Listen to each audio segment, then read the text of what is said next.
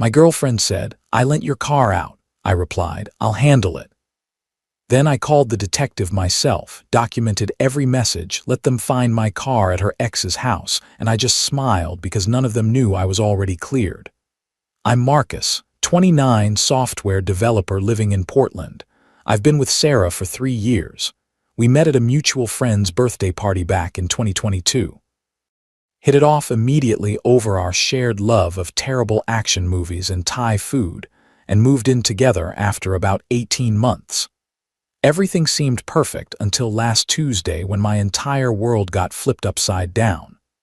I was in the middle of a team meeting discussing sprint planning with my colleagues when my phone buzzed on the conference table. Sarah's text, "Hey babe, I lent your Accord to Jessica. She needed to run some errands and her car is in the shop. Hope that's okay." I stared at the screen trying to process what I just read. Jessica was Sarah's friend from college, someone I'd met maybe 4 or 5 times total at various gatherings. She seemed nice enough, a bit scattered and flaky, but we weren't close.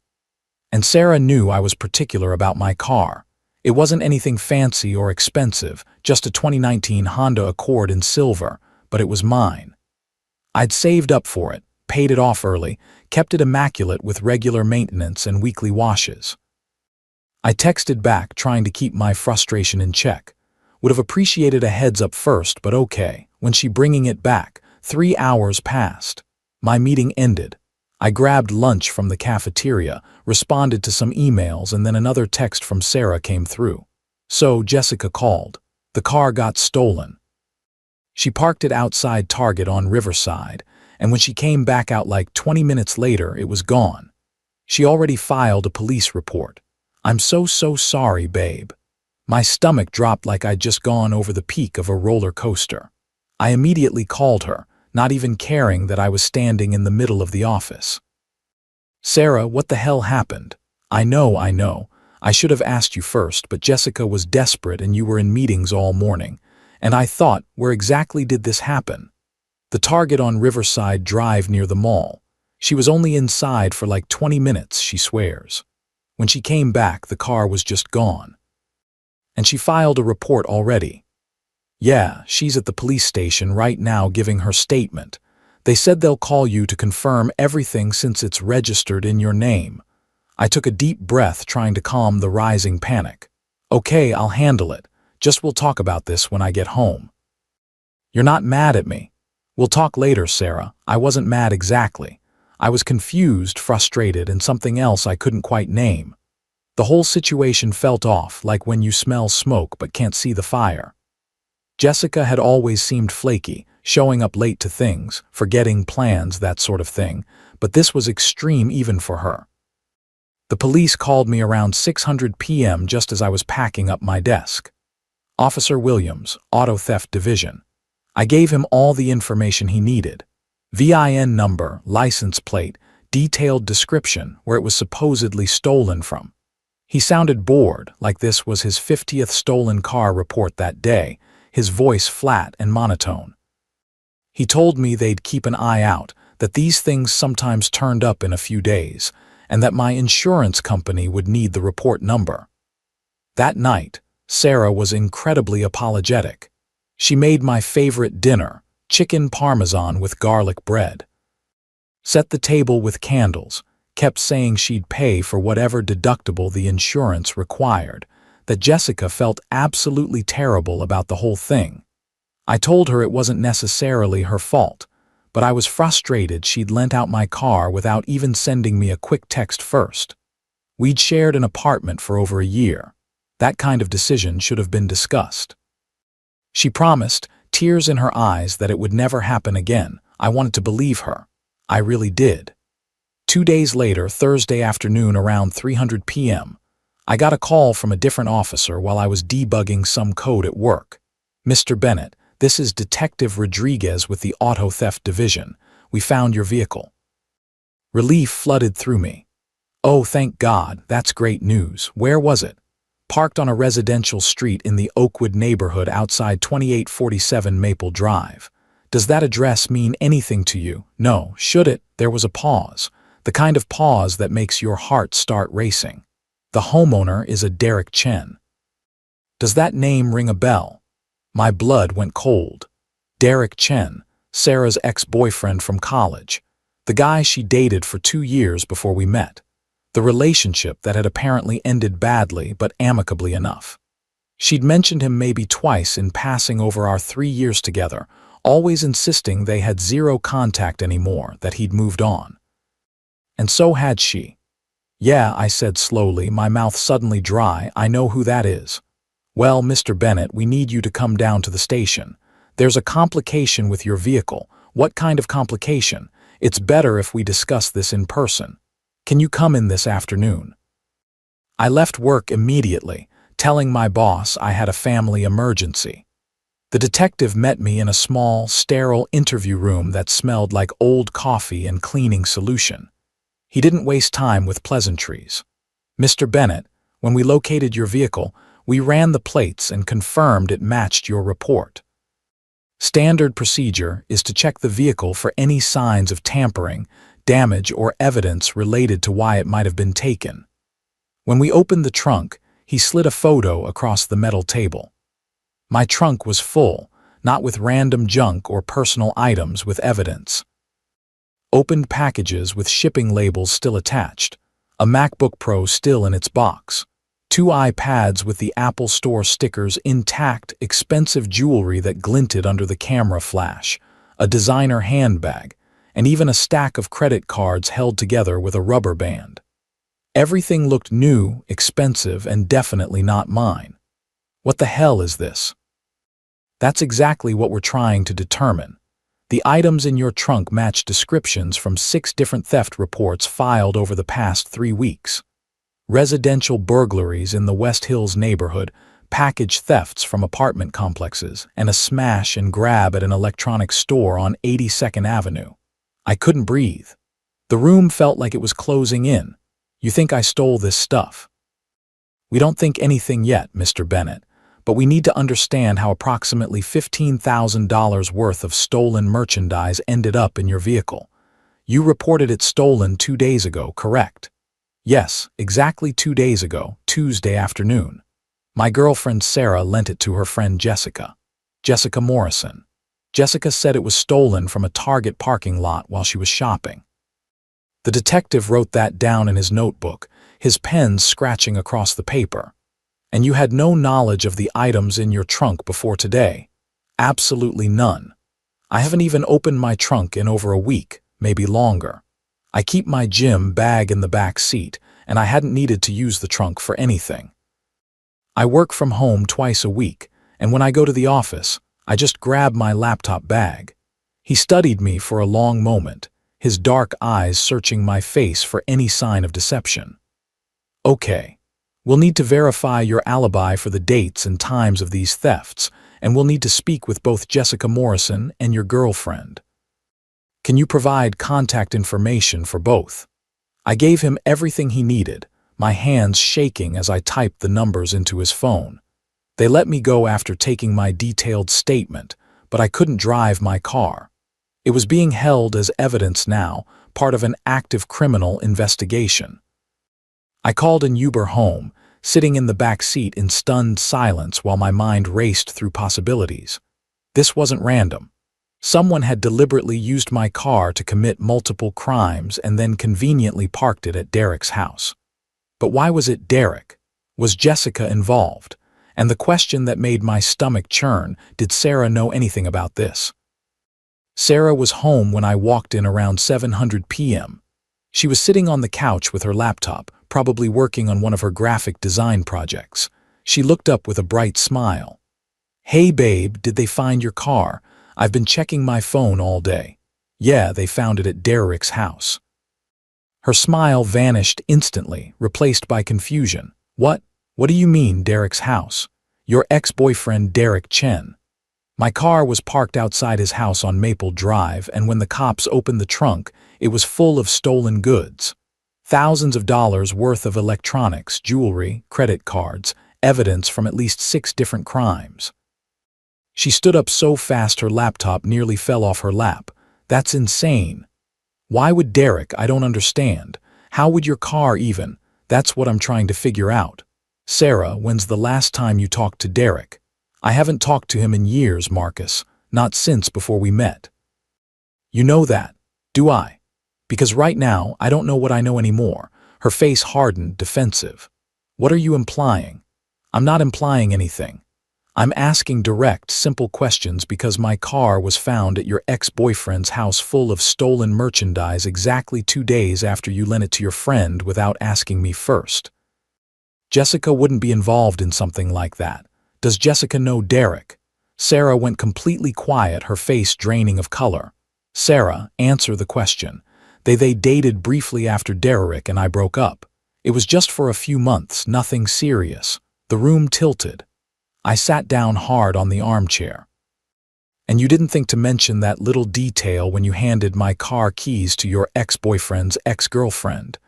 It was so long ago, Marcus, like 5 or 6 years. I didn't think it mattered. It matters now. It matters a whole hell of a lot now. Don't yell at me. I didn't do anything wrong. You lent my car to someone without asking, and that someone gave it to a criminal who used it to commit burglaries. How is that not doing anything wrong? We argued for another hour before I finally retreated to the guest room, too angry and confused to even look at her. Update 1. The police called Jessica in for questioning the next day, Friday morning. I didn't hear the details directly from her, but Detective Rodriguez called me that evening around 6:00 p.m. with an update that made everything so much worse. Mr. Bennett, Jessica Morrison came in this morning. After about 2 hours of questioning, she admitted to lying about the theft from Target. She says she lent the car to Derek Chen. Claims she didn't know what he was using it for, that he told her he needed to move some furniture and his truck was broken down. Did Derek confess to anything? He lawyered up immediately when we brought him in. Wouldn't say a word without his attorney present, but we executed a search warrant on his residence this afternoon. Found more stolen property in his garage, including several items that match the inventory from your trunk. We're building a solid case against him. So Jessica was in on it. She knew what he was doing. We're still investigating the full extent of her involvement and knowledge. Her story is that Derek asked to borrow a car for moving furniture, and she offered yours since she had access to the keys through Sarah. She claims she had absolutely no knowledge of the thefts or what he was really doing. That's awfully convenient. It's a very common defense, Mr. Bennett. The DA will decide whether to charge her as an accessory to the crimes or offer her immunity in exchange for testimony against Derek. These decisions depend on what we uncover about her actual knowledge and involvement. I hung up and immediately went to find Sarah. She was in the kitchen making tea, her movements slow and tired. She'd clearly been crying. Jessica lent my car to Derek. She admitted it to the police today. Sarah's face went pale, the mug slipping slightly in her hand. She what? Your friend, who you gave my keys to without asking, gave my car to your ex-boyfriend so he could drive around committing burglaries, and now I'm potentially implicated in multiple felonies. You understand how serious this is, Marcus. I had no idea any of this. How often do you actually talk to Jessica? I don't know, maybe once a week. We text more than we call, and in all those conversations she never mentioned Derek, never mentioned they were in contact again or seeing each other. Sarah's eyes welled up with tears. No, she never said anything about him, I swear. Did you know they were seeing each other again? She hesitated. That single moment of hesitation told me everything I needed to know. Sarah, tell me the truth. Okay. Yes. Jessica mentioned a few weeks ago, maybe a month, that she'd run into Derek at a coffee shop downtown and they'd talked for a while, but she made it sound casual, like a one-time catch-up thing between old acquaintances. She didn't say they were dating or anything serious. And you didn't think to tell me this. You didn't think I'd want to know that your friend was reconnecting with your ex. Why would I tell you? It's not my business who my friends see or talk to. It's their private life. It became your business the second you gave her access to my property.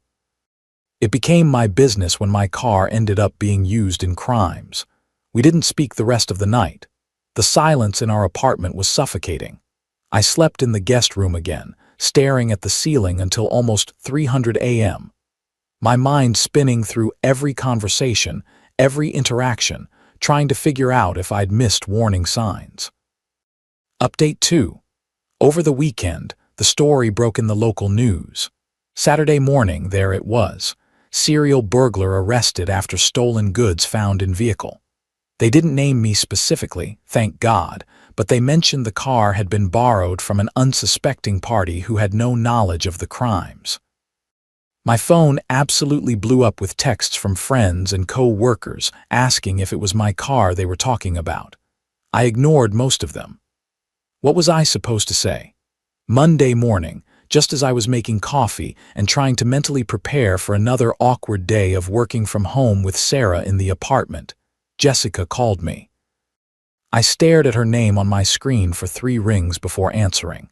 Marcus, I'm so sorry. I need you to understand that I didn't know what Derek was doing. You have to believe me. Why should I believe a single word you say, Jessica? You lied to the police. You lied to Sarah. You took my car without permission and gave it to a criminal. I didn't know he was doing that. He told me he was helping a friend move some furniture out of a storage unit. He said his truck had transmission problems, and he just needed something for a few hours. When Sarah mentioned you'd said I could borrow your car, I never said you could borrow my car. Sarah made that decision on her own. Okay. When Sarah said I could borrow it, I thought one more person using it wouldn't hurt. I was trying to help Derek out. I didn't think that's the problem, Jessica. You didn't think. None of you thought about consequences or asking permission or basic respect for other people's property. I know. You're right. I'm sorry. How long have you and Derek been back together? Silence on the other end, just the sound of her breathing. Jessica, about 6 weeks, maybe 2 months. But we were keeping it quiet because we knew Sarah wouldn't approve because he's her ex-boyfriend. Yeah, and their breakup was messy. We just didn't want drama. So we kept it between us. And you thought the solution was to lie to everyone and involve my car in whatever scheme he had going. I didn't know about any scheme. I'm telling you the truth, Marcus. You know what? I don't care anymore. I hung up and blocked her number immediately.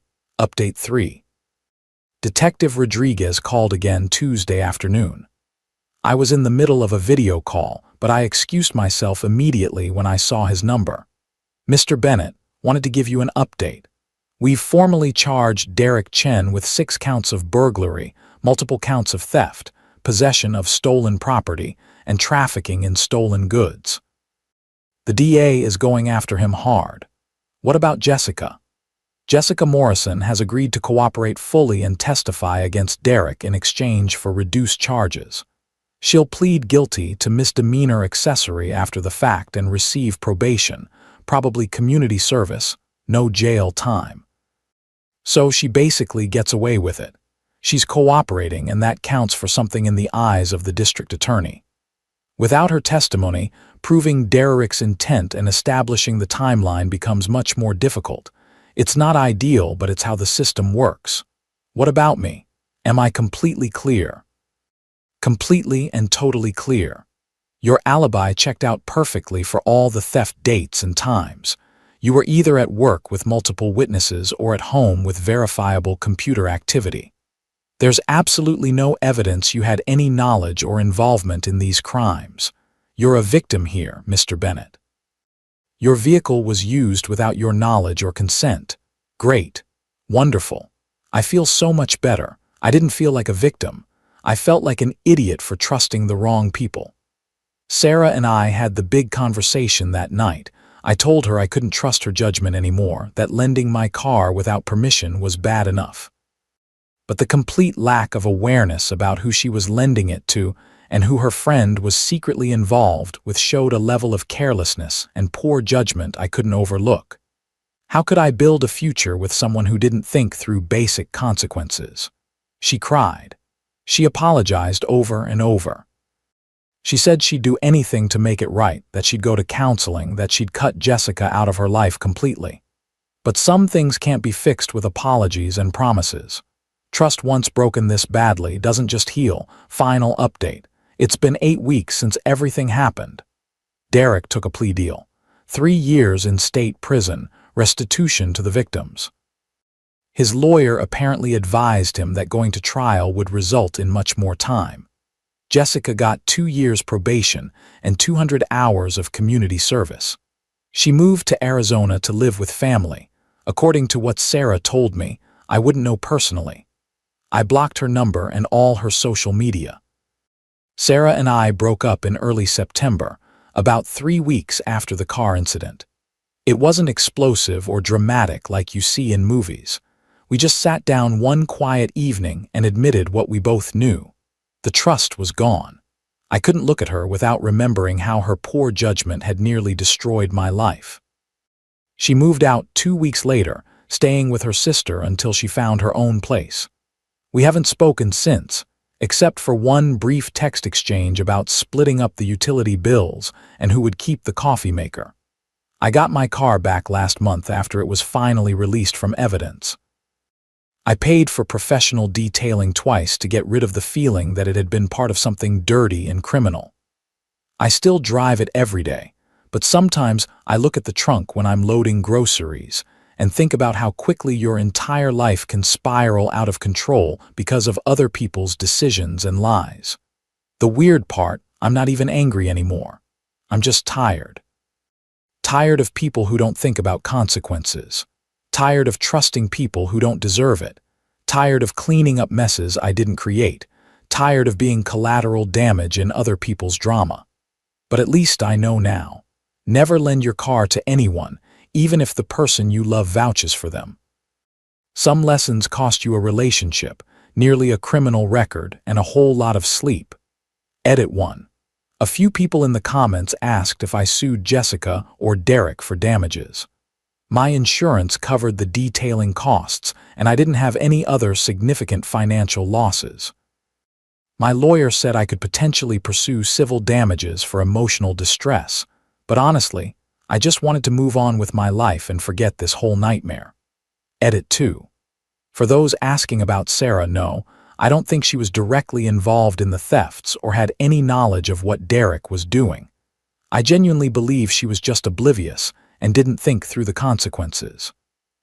But oblivious can be just as damaging as malicious when it affects your life this badly. Edit 3.